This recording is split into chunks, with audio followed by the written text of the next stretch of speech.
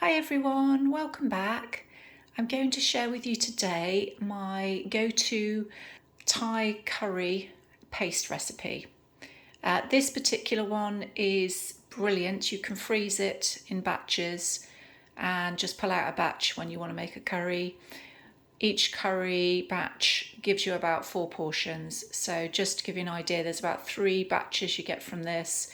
So that gives you 12 portions. So I have used some moderate to higher ingredients in the oxalate content in this recipe, but because of that, because you get 12 portions overall, it actually works out to a lower oxalate recipe.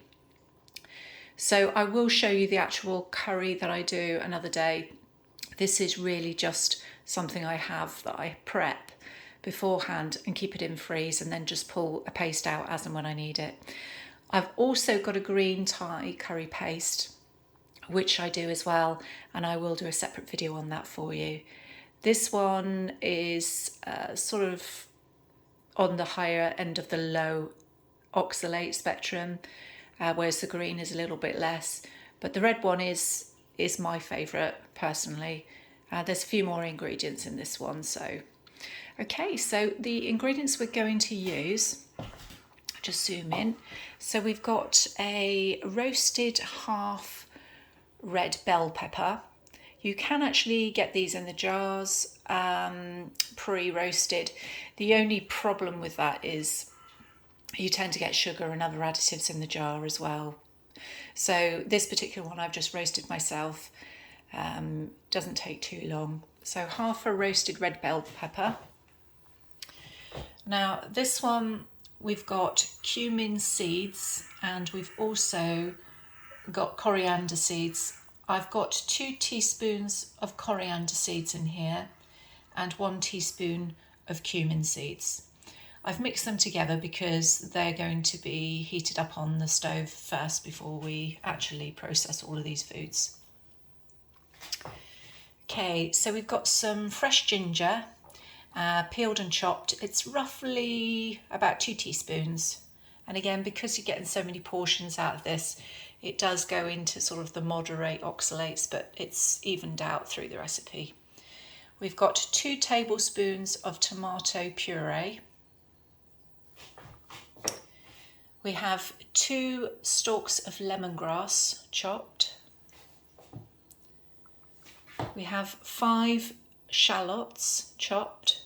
Now, with shallots, you know, they can come in different sizes.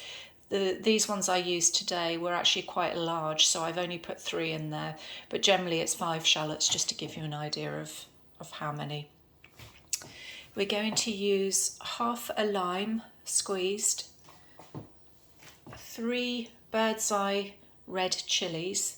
They do tend to kind of vary and a lot of them come into the higher spectrum, but the birdseye chilies, because they are used a lot in Thai cuisine and Thai curries, they're actually on the lower end of the spectrum, so they're a lot better and more versatile. And certainly in the UK, they're quite easy to come by in the supermarkets.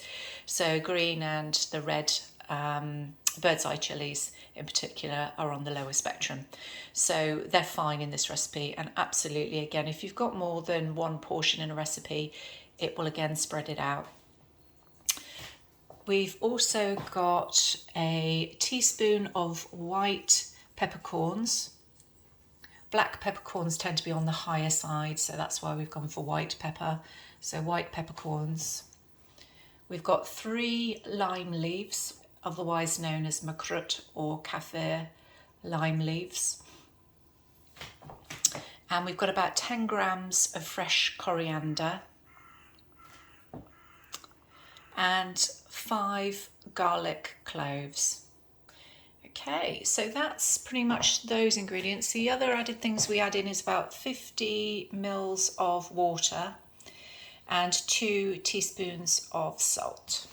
Okay, so those are all your ingredients. Now to start with, what we're going to do is we're going to just warm up the seeds, the coriander and the cumin seeds on a low heat, just for a couple of minutes on the stove. So we'll pop those in a frying pan. You don't need to add any oil. They're just going in dry just to warm them up. Okay, so here it is. I've just popped them in a small frying pan.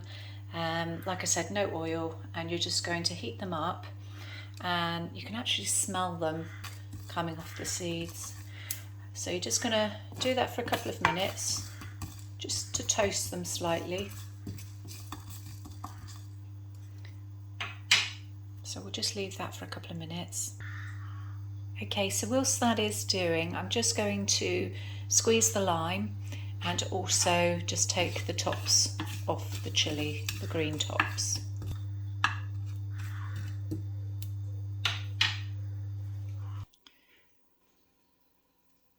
Okay, so the seeds have now, see, just gone a light brown colour.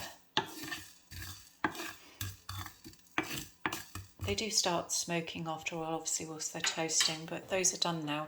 So what we're going to do is we're going to pop these into a liquidizer or a food processor just to mix everything together. We're going to pop in the lemongrass and the ginger.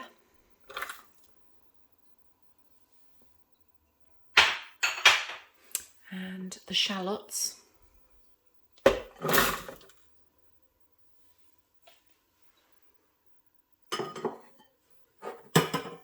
And the garlic.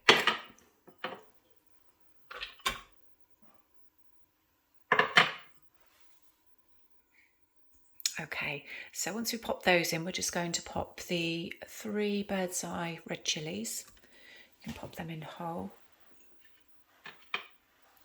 We're going to pop the white peppercorns and the 3 kaffir lime leaves and the roasted red bell pepper. And I'm just going to add the tomato puree. There we go. So it's the puree. Next we're going to add the lime juice. So I've just squeezed some, so we're just going to pour that in. There's no pips in this one, so I've got to worry about that. Although to be fair, it doesn't really matter too much if the pips go in. Okay, we're now going to add the fresh coriander.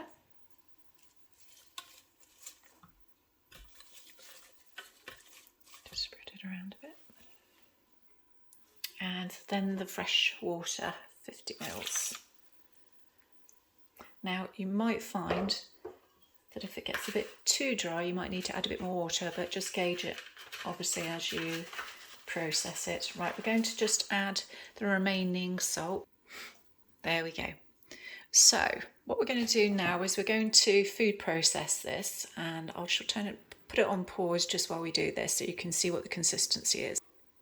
Here we go. It might just take a few minutes just to blend it really fine. It's kind of got like a sort of a bit of a salsa sort of look to it, just so you can see. So that's quite finely chopped now.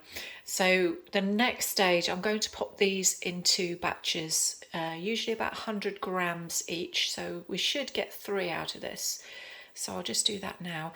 And actually, just before I forget, ingredients and the method will be in the description box below. Okay, and here we are. This is roughly about 100 gram portion. There we go. So we're going to do batches of 3 and we'll see if we have any left. And here we go, guys. I've managed to get a good 400 gram portions. They'd actually just slightly over to use it up. So we did really well with this batch. It will vary again, just depending on the amount of shallots that you use, or the size of the shallot, should I say, that you use, because that will factor in the portion size as well.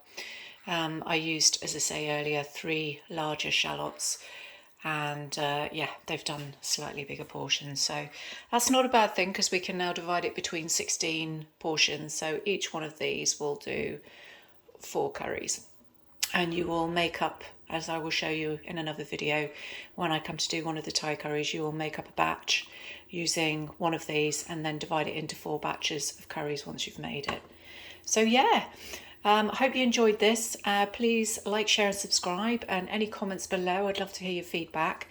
And I'll just seal these off now, and then I will store them in the freeze. And I'll see you for another video.